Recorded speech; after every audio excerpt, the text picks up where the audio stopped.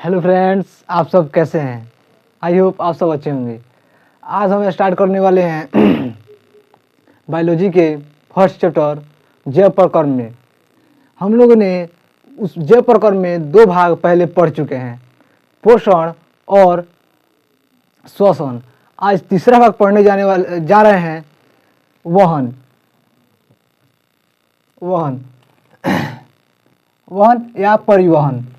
इसमें हम लोग पढ़ेंगे हमारे सब का हार्ट जिससे ब्लड विभिन्न भागों में सप्लाई होता है, और साथ ही साथ प्लांट के भी जो खाद्य पदार्थ और जल का सप्लाई जो होता है विभिन्न भागों में, उसके बारे में भी आज हम लोग जानेंगे।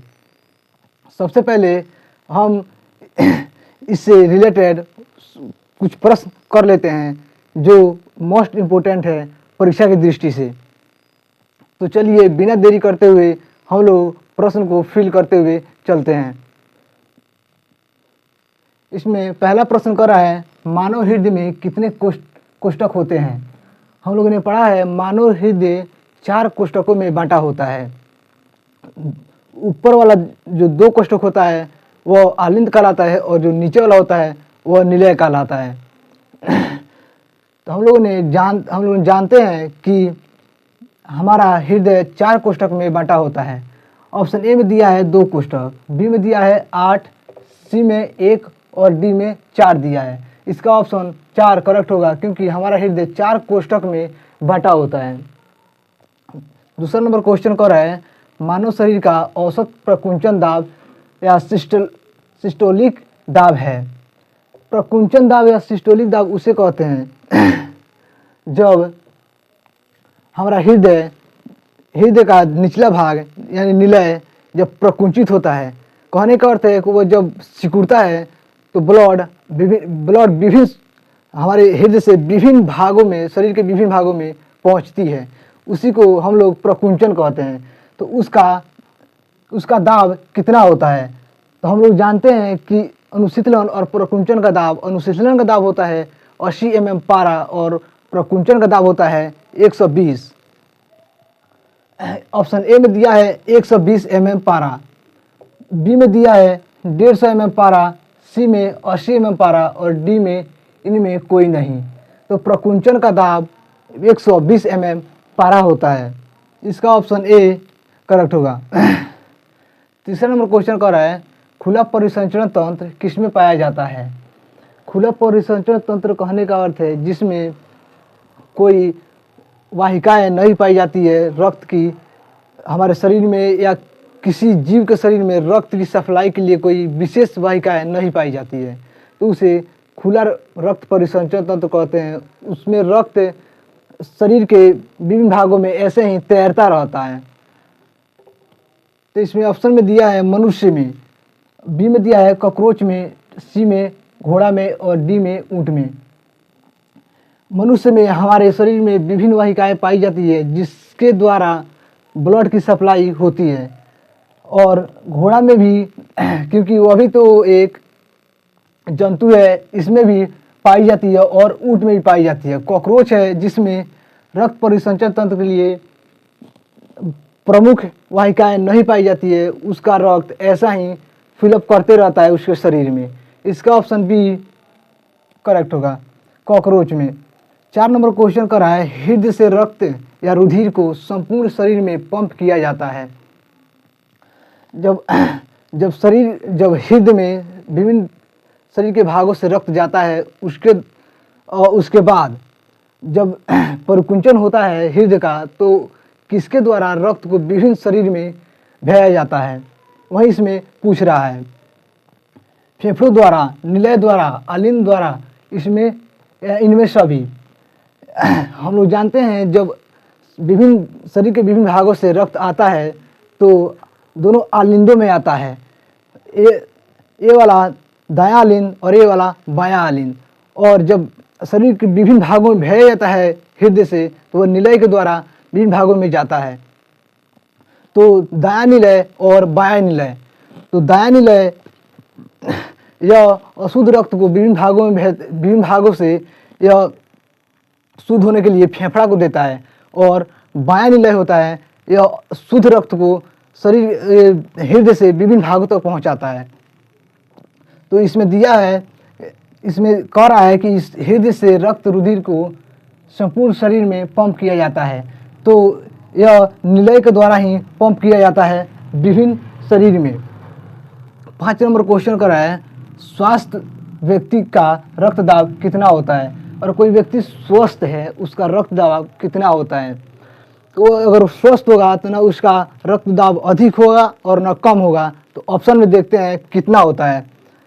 ऑप्शन ए दिया है 180 बाई 120, और बी में 120 बाई 80, और सी में 160 बाई 100, और डी में 100 बाई 160। ये सब mm पारा में होते हैं। तो पहले हम लोग जानते हैं कि रक्त शरीर के विभिन्न भागों से अलिंद में आता है, और उसके बाद निलय पंपित होता है तो वो विभिन्न शरीर के विभिन्न भागों तक जाता है। तो पहले जो आता है उसको कंसिडर कर लेंगे, मैंने जोड़ेंगे, और फिर जाता है उसके बाद वाला जोड़ेंगे। तो जब आता है तो वह 80 mm पारा से आता है, और जब जाता है तो बहुत फोर्स से जाता है।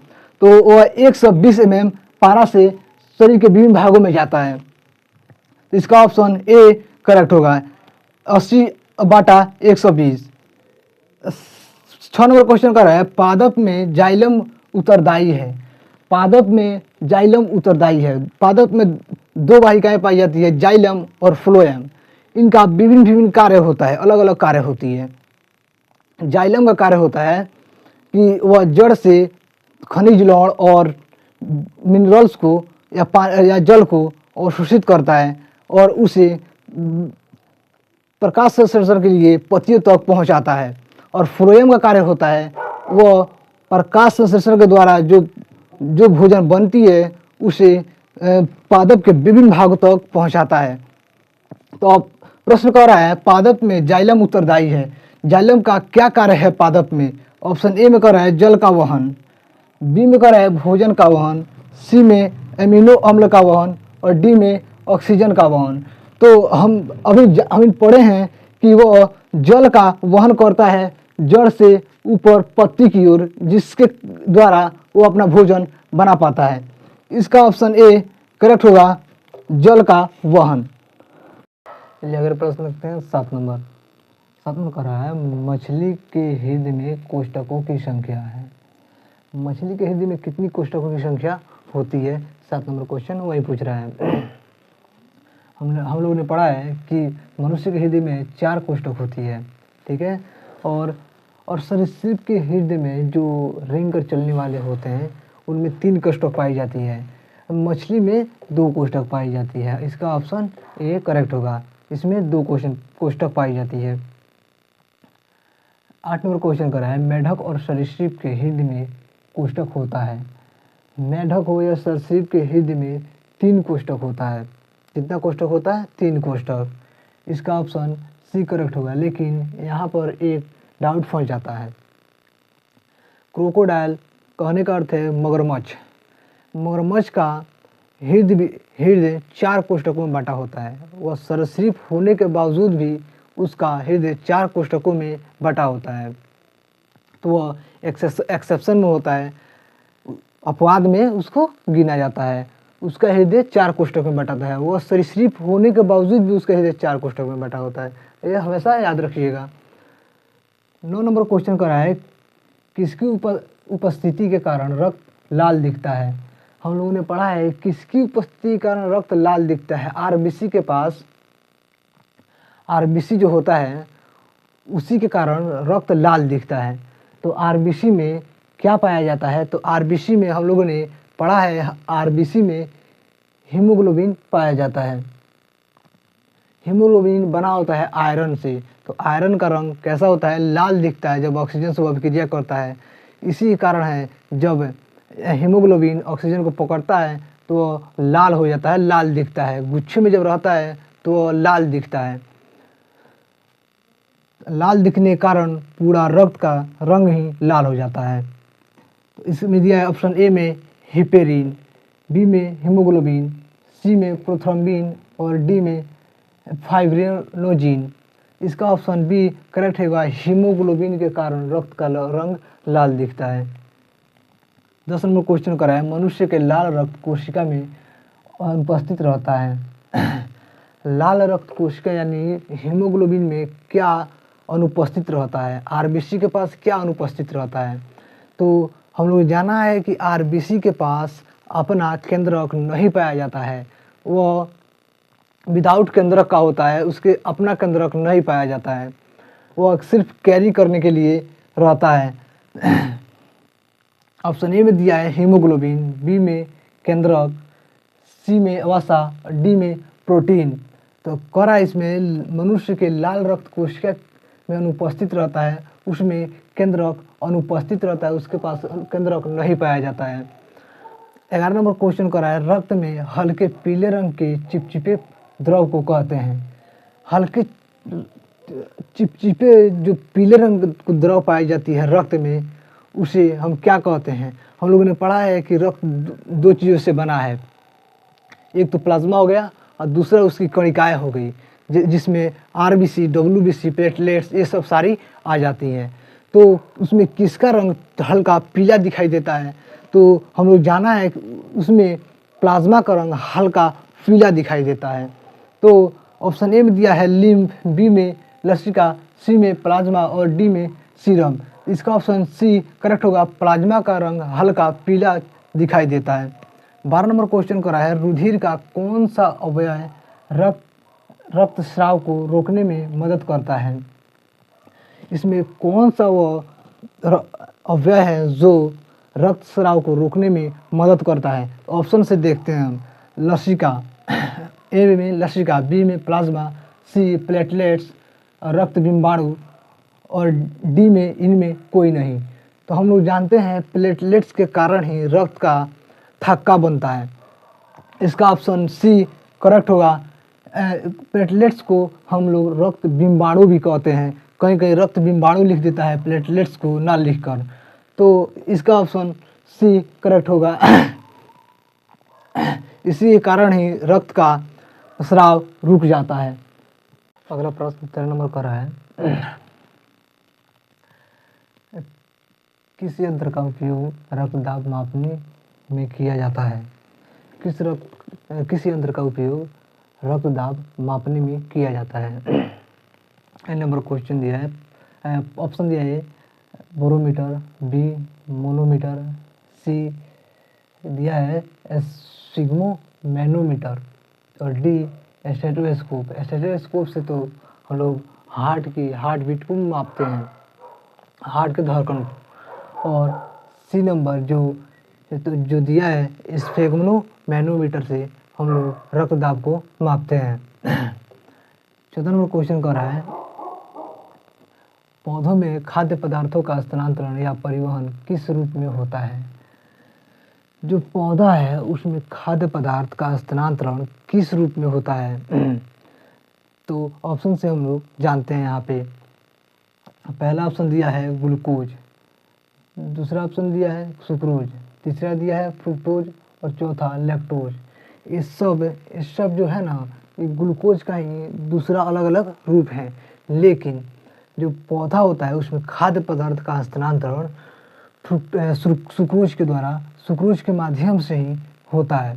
तो इसका ऑप्शन बी करेक्ट होगा। 15 नंबर क्वेश्चन का है, फाइब्रिनोजिन रहित प्लाज्मा कहलाता है। जिसमें फाइब्रिनोजिन नहीं रहता है वह प्लाज्मा क्या कहलाता है? तो हम लोग जानते हैं कि जिसमें फाइब्रिनोजिन नहीं रहता है वह प्लाज्मा सीरम कहलाता है। तो इसमें ऑप्शन में देखते हैं, ऑप्शन ए दिया है लिम्फ, बी दिया है सीरम होगा यहाँ पे, सीरम, सी दिया है लसिका और डी दिया है वर्ज्य पदार्थ। इसका ऑप्शन बी करेक्ट होगा, यहाँ पे सीरम होगा, जो फाइब्रिनोजिन रहित प्लाज्मा सीरम कहलाती है। 16 नंबर क्वेश्चन कर रहा है, मनुष्य का हृदय प्रति मिनट कितनी बार धड़कता है? जो एक स्वस्थ मनुष्य होता है उसका हृदय प्रति मिनट कितनी बार धड़कता है यानी स्पंदन करता है? ऑप्शन ए दिया है 60 बार, बी दिया है 120, सी 80 और डी 72 बार। हम जानते हैं हमारा हार्ट बीट एक मिनट में 72 बार धड़कता है। तो इसका ऑप्शन डी करेक्ट होगा, 72 बार धड़कता है हमारा हार्ट बीट। 18 नंबर क्वेश्चन कर रहे हैं रक्त प्लाज्मा में किसकी मात्रा सबसे अधिक होती है? जो प्लाज्मा रक्त होता है उसमें किसकी मात्रा सबसे अधिक होती है? तो ऑप्शन को देखते हैं हम। ऑप्शन ए दिया है प्रोटीन, बी दिया है ग्लूकोज, सी जल और डी अकार्बनिक लवण। इसमें प्रोटीन की मात्रा बहुत कम पाई जाती है। जब प्रोटीन की मात्रा कम पाई जाती है ग्लूकोज भी इसमें कम पाया जाता है। जल की मात्रा सबसे अधिक पाई जाती है इसमें रक्त प्लाज्मा में।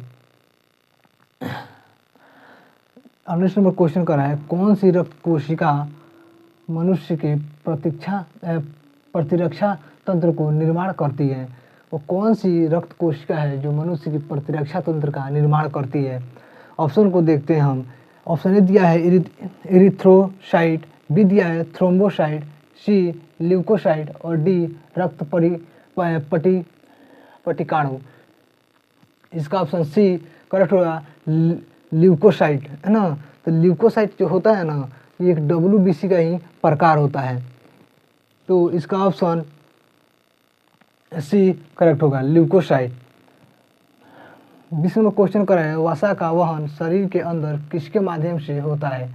तो वसा का जो वहन होता है वो शरीर के अंदर किसके माध्यम से पूरे शरीर में होता है? तो इस ऑप्शन को हम देखते हैं। पहला दिया है अमाशय, बी दिया है यकृत, सी लसिका और डी अस्थि। ये अमाशय के द्वारा तो नहीं हो सकता है और यकृत के द्वारा भी नहीं हो सकता है, ये ग्रंथियां हैं। और अस्थि भी नहीं कर सकता है। अस्थि में यह बन सकता है लेकिन वह नहीं कर सकता है। इसमें लसिका के द्वारा ही इसका वहन होता है। लसिका, अब हम जानते हैं लसिका कहाँ पाई जाती है? जो छोटी आंत होती है उसके भिलाई में, जो भिलाई छोटे से रोम होते हैं दीर्घ रोम, उसके चारों ओर लसिका का भी जाल बिछा होता है। जिस प्रकार रक्त वाहिकाओं का जाल बिछा होता है उसी प्रकार लसिका का भी जाल उसमें बिछा होता है। वो चारों ओर से जालीनुमा संरचना से ढकी रहती है और वहाँ से वो वसा को एब्जॉर्ब करती है और लसिका वाहिनी में वह पराहित कर देती है और पूरे शरीर में वह घूमती रहती है। अगला प्रश्न कर रहा है 21 नंबर, रक्त क्या है? तो रक्त क्या है? रक्त एक संयोजी ऊतक है जो हमारे शरीर के विभिन्न भागों को जोड़ता है। तो जोड़ने वाले को हम लोग कहते हैं संयोजी, और ये सेलों का समूह है जो ये ऊतक है। तो यह एक तरल संयोजी ऊतक है। 22 नंबर क्वेश्चन कर रहे हैं ऑक्सीजन रुधिर में कहाँ प्रवेश करता है? ऑक्सीजन रुधिर में कहाँ प्रवेश करता है? कहने का अर्थ है कि जो रुधिर होता है वो शुद्ध कहाँ पे होता है, उसका शुद्धिकरण कहाँ पे होती है? तो जब रुधिर हमारे कैपिलरी से होते हुए कुपिकाओं तक, जो हमारा फेफड़ा है उसमें सबसे अंतिम छोर पे कुपिकाएँ पाई जाती है। उसमें कैपिलरी, जो ब्लड कैपिलरी का जाल बिछा होता है उससे होकर ब्लड बहता है और वहाँ पर जब हम सांस लेते हैं तो उसी कैपिलरी के माध्यम से ऑक्सीजन ब्लड में जाता है। तो यह किसके माध्यम से जाता है? फेफड़ा में जो पाए जाते हैं कुपिका, तो फेफड़ा के माध्यम से ही हमारे शरीर में O2 ब्लड से मिलता है। तो कह रहा है ऑक्सीजन रुधिर में कहाँ प्रवेश करता है? तो यहाँ पर ऑप्शन ए में दिया है फुफ्फुस, बी में निलय, सी में अलिंद और डी में विभाजिका। तो फुफ्फुस को ही हम लोग लंग्स कहते हैं या फेफड़ा कहते हैं, उसको फुफ्फुस भी, उसका दूसरा नाम फुफ्फुस भी है। इसका ऑप्शन ए करेक्ट होगा। 23 नंबर क्वेश्चन कर रहा है फेफड़े में शुद्ध होने के बाद रक्त हृदय के किस कोष्ठ में लौटता है? जब फेफड़ा में शुद्ध होने के बाद रक्त हृदय के किस कोष्ठ में लौटता है? जब फेफड़ा शुद्ध हो जाता है तो हृदय के किस कोष्ठ में जाता है शुद्ध रक्त? तो ऑप्शन को हम देखते हैं। कह रहा है बायां अलिंद, बायां निलय और दायां अलिंद और दायां निलय। तो हम पहले इसे पढ़े हैं कि यह है दायां अलिंद और दायां निलय, ऊपर दायां अलिंद और दायां निलय, और इधर बायां अलिंद और बायां अलिंद और बायां निलय। तो इधर से अशुद्ध रक्त ऊपर से आएगी और इधर से शुद्ध रक्त आती है। तो बायां अलिंद से शुद्ध रक्त हृदय में आती है। तो ऑप्शन में दिया है बायां अलिंद, तो इसका ऑप्शन ए करेक्ट होगा, क्योंकि शुद्ध रक्त बायां अलिंद में आती है, उसके बाद बायां निलय से होते हुए महाधमनी के माध्यम से वो पूरे शरीर में चली जाती है। 24 नंबर क्वेश्चन कर रहा है ईसीजी का पूरा नाम है, इसका पूरा नाम क्या है? यह ऑप्शन ए में दिया है इलेक्ट्रोकार्पोरेशन ग्राम, बी में दिया इलेक्ट्रिक कार्डियोग्राम, और सी में दिया इलेक्ट्रोकार्डियोग्राम, और डी में दिया है इनमें कोई नहीं। तो इसका ऑप्शन सी करेक्ट होगा, इसका पूरा नाम है इलेक्ट्रोकार्डियोग्राम। 25 नंबर क्वेश्चन करा है हृदय की धड़कन मापने वाला यंत्र है।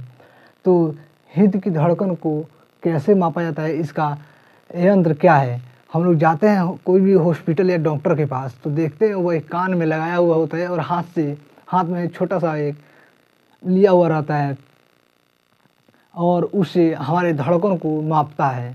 तो उसे हम क्या कहते हैं? उसे हम कहते हैं स्टेथोस्कोप, उसे स्टेथोस्कोप कहते हैं। लेकिन जब ब्लड को मापा जाता है तो उसको कहते हैं स्फिग्मोमैनोमीटर, उसको स्फिग्मोमैनोमीटर कहते हैं। लेकिन जब हार्ट को मापा जाता है उस स्कोप को स्टेथोस्कोप कहते हैं। तो इसका ऑप्शन बी करेक्ट होगा, ये धड़कन को मापने के लिए स्टेथोस्कोप का प्रयोग किया जाता है। 26 नंबर क्वेश्चन कर रहा है अशुद्ध रक्त को शरीर के विभिन्न अंगों से हृदय में कौन लाता है? कह रहा है इसमें अशुद्ध रक्त को शरीर के विभिन्न अंगों से हृदय में कौन लाता है? तो ऑप्शन में देखते हैं, ऑप्शन ए दिया है धमनी, बी दिया है शिरा, सी आलिंद और डी निलय। तो इसमें कह रहा है कौन लेकर आता है, कैरी कौन करता है, ढोता कौन है? तो शुद्ध रक्त धमनी के माध्यम से पूरे शरीर में जाती है, और जो अशुद्ध रक्त जो हृदय में आती है वह शिरा के माध्यम से आती है, क्योंकि इसका बहाव बहुत स्लो होता है अपेक्षा धमनी के। तो इसका ऑप्शन बी करेक्ट होगा, शिरा के माध्यम से विभिन्न अंगों से हृदय में आती है। तो बच्चों मैंने इससे रिलेटेड उस सभी प्रश्नों का हल कर दिया है जो आने वाली परीक्षा में इसमें से अत्यधिक प्रश्न पूछे जाएंगे। इसलिए मैं चाहता हूं कि आप इसी तरह अपनी पढ़ाई अच्छी तरह से करें और आगे बढ़ें। इसके लिए चैनल को सब्सक्राइब कर दें, क्योंकि मैं इससे आगे इससे और बेहतर वीडियो बनाऊंगा आपके लिए। और कमेंट में बताइएगा कि यह वीडियो आपको कैसा लगा। तब तक के लिए जय हिंद, जय भारत।